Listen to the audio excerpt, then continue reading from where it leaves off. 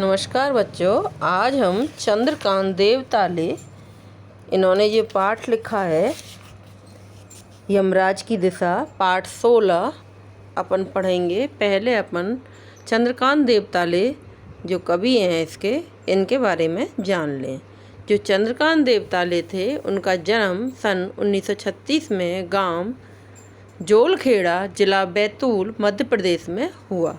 उच्च शिक्षा इंदौर से हुई, सब पीएचडी सागर विश्वविद्यालय सागर से। ठीक है। साठोत्तरी हिंदी कविता के प्रमुख हस्ताक्षर देवताले जी उच्च शिक्षा में अध्यापन कार्य से संबंध रहे हैं।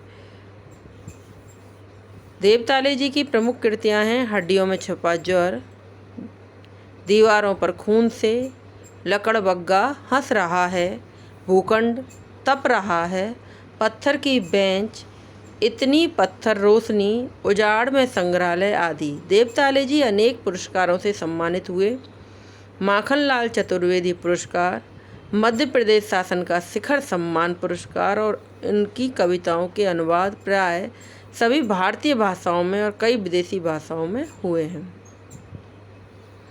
देवताले की कविता की जड़ें ग्राम यानी गांव, कस्बों और निम्न मध्यम वर्ग के जीवन में है।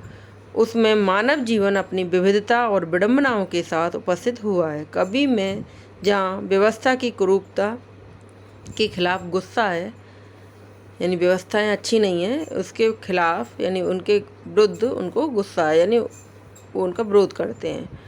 वहीं मानवीय प्रेम भाव भी है। वह अपनी बात सीधे और मारक ढंग से कहता है।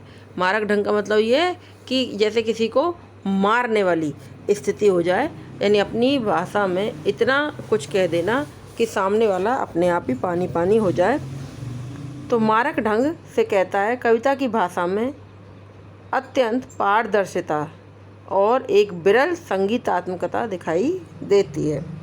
अब ये जो पाठ परिचय है अपन वो देखते हैं। ये तो आपका हो गया। संकलित कविता में कवि सभ्यता के विकास की खतरनाक दिशा की ओर इशारा करते हुए कहना चाहता है कि जीवन विरोधी ताकतें जो है वो चारों तरफ फैलती जा रही हैं। जीवन का विरोध करने वाली ताकतें चारों तरफ फैलती जा रही हैं और जीवन के दुख दर्द के बीच जीती माँ अपशकुन के रूप में जिस भय की चर्चा करती थी, अब वह सिर्फ दक्षिण दिशा में ही नहीं सर्वव्यापक है। माता को कभी जब डर लगता था कि बच्चे ये काम ना करें, इस दिशा में ना जाएं, या ये काम अच्छा नहीं है, लेकिन अब माँ जो घर से बाहर निकलते समय बहुत सारी हिदायतें देती थी, अब वो माँ भी ये नहीं समझ पाती है कि वो बच्चे को कहाँ और किस तरफ भेजे जिससे कि उसको सही रास्ता मिलेगा, बल्कि जो दक्षिण दिशा में जिस दुख को या कष्ट को वो समझती थी, आज वो सर्वव्यापक है, यानी सभी जगह है, चारों तरफ है। सभी तरफ फैलते विध्वंस, हिंसा और मृत्यु के चिन्हों की ओर इंगित करके, इशारा करके कवि इस चुनौती के सामने खड़ा होने का मौन आह्वान करता है। मौन आह्वान का मतलब चुपचाप, है ना, इस चीज़ को समझाने की कोशिश करता है कि किसी भी तरह हम ये चीज़ समझें कि जो विध्वंसता है वो विनाश का ही कारण है, और ये चारों तरफ जो हिंसा फैल रही है, वो मृत्यु का जो तांडव जो रचा जा रहा है, वो सब जीवन के लिए सही नहीं है। तो इसीलिए जो कवि है यहाँ पर यमराज की दिशा जो कविता इन्होंने लिखी है, उसका जो मूल भाव है वो भी यही है कि कवि जो है वो सभ्यता और विकास की खतरनाक दिशा की ओर संकेत करते हुए यहाँ कहना चाहता है कि वर्तमान में सामाजिक जीवन एवं मानवता का अहित करने वाली जो ताकतें हैं, बुरी प्रवृत्तियाँ हैं, वो चारों तरफ ही फैलती जा रही है। सर्वव्यापक का मतलब यहाँ पर क्या है, चारों तरफ फैलती जा रही हैं। सभी तरफ विध्वंस, हिंसा, शोषण, अत्याचार और मौत के चिन्ह उभर रहे हैं। इन सभी का सामना करने से ही यमराज से बचा जा सकता है। सभी मानव विरोधी शक्तियों से लोग सचेत रहें, अपशगुनों एवं अनिष्ट से बचे रहें, इसके लिए सजग रहना ज़रूरी है। तो ये जो कविता इन्होंने लिखी है वो यमराज की दिशा वो इसी का प्रतीक है। तो समझाने की कोशिश कर रहे हैं, कुछ सिखाने की कोशिश कर रहे हैं। यमराज की दिशा, माँ की ईश्वर से मुलाकात हुई या नहीं कहना मुश्किल है, पर वह जताती थी जैसे ईश्वर से उसकी बातचीत होती रहती है और उससे प्राप्त सलाहों के अनुसार ज़िंदगी जीने और दुख बर्दाश्त करने के रास्ते खोज लेती है। माँ ने एक बार मुझसे कहा था, दक्षिण की तरफ पैर करके मत सोना, यह मृत्यु की दशा है और यमराज को क्रुद्ध करना बुद्धिमानी की बात नहीं है। तब मैं छोटा था और मैंने यमराज के घर का पता पूछा था।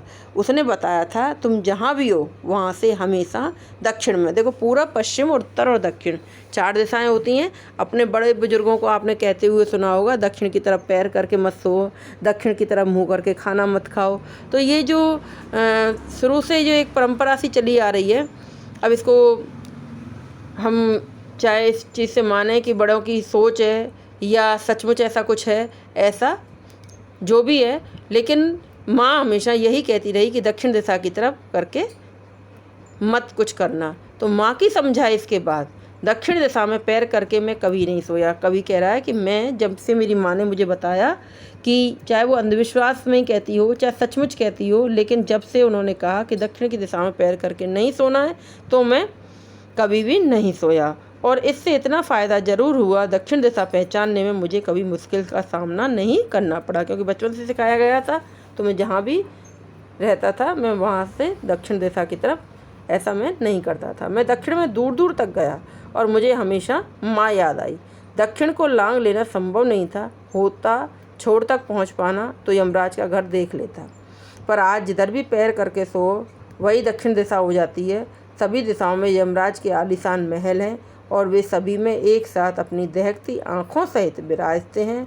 माँ अब नहीं है और यमराज की दिशा भी नहीं रही जो माँ जानती थी। तो ये पाठ कविता मैंने आपको समझाई। अभी मैं इसका भावार्थ समझाऊंगी आपको। अभी आज इतना ही। Thank you.